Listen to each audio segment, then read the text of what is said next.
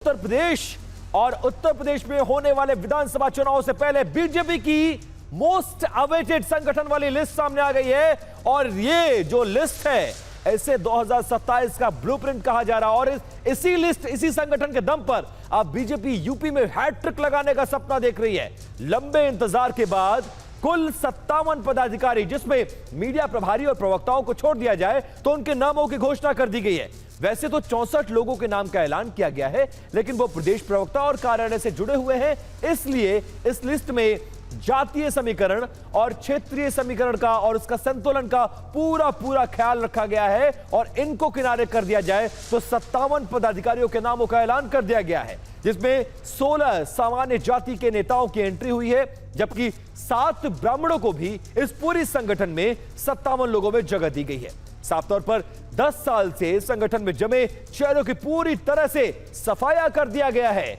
6 दलित चेहरों में संगठन में इनको जगह मिली है और संगठन में 25 ओबीसी नेताओं का भारी भरकम उनकी टीम, यानी ओबीसी का दबदबा इस लिस्ट में साफ तौर पर नजर आ रहा है। क्षेत्रीय अध्यक्ष पद पर सभी 6 पदों पर नए चेहरों को मौका दिया गया है। टीम में कुल 13 महिलाओं को जगह मिली है और इस लिस्ट की खास बात यह है कि इसमें किसी भी बहुत बड़े नेता की सिफारिश और उनके लोगों को तहरीज नहीं दी गई है। अब पंकज चौधरी की टीम में जिन अहम चेहरों को शामिल किया गया है उन्हें भी जरा जान लीजिए, उनकी फोटोज और उनकी डिटेल्स जरा आपको बताते हैं। पूजा पाल, देखिए पूजा पाल को इस संगठन में इस बार जगह मिली है। उनका परिचय यह है, प्रदेश अध्यक्ष बनाया गया है, लेकिन पूजा पाल समाजवादी पार्टी के विधायक है और लगातार कई मौकों पर विरोध करने के बाद वो पार्टी से बाहर हैं और अब बीजेपी में एक तरह से शामिल हो गई हैं। नीरज सिंह, इन्हें प्रदेश उपाध्यक्ष बनाया गया है और नीरज सिंह देश के रक्षा मंत्री राजनाथ सिंह के बेटे हैं। वहीं रोहित मिश्रा को युवा मोर्चा का अध्यक्ष बनाया गया है। ये इलाहाबाद यूनिवर्सिटी के अध्यक्ष भी रह चुके हैं। पूर्व मंत्री सुरेश राणा को भी प्रदेश उपाध्यक्ष के पद पर इस वक्त ताजपोशी की गई है।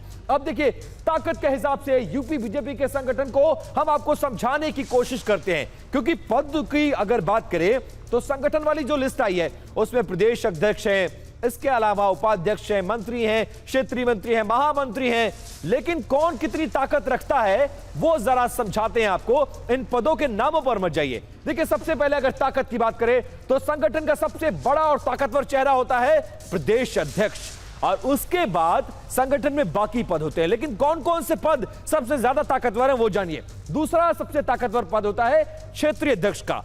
यह पद पूरे प्रदेश में, यानी यूपी को बीजेपी 6 भागों में बांटती है और हर भाग के लिए एक क्षेत्रीय अध्यक्ष का यहां पर चुनाव किया गया है और वो बहुत ताकतवर संगठन में माना जाता है। तीसरा जो पद होता है वो फ्रंटल अध्यक्ष का होता है, जैसे युवा मोर्चा का अध्यक्ष हो गया, किसान मोर्चा का अध्यक्ष हो गया, महिला मोर्चा का अध्यक्ष हो गया, अनुसूचित जाति मोर्चा का अध्यक्ष हो गया, इसके अलावा पिछड़ा मोर्चा का अध्यक्ष हो गया। और उसके बाद चौथे नंबर पर बात आती है महामंत्री की।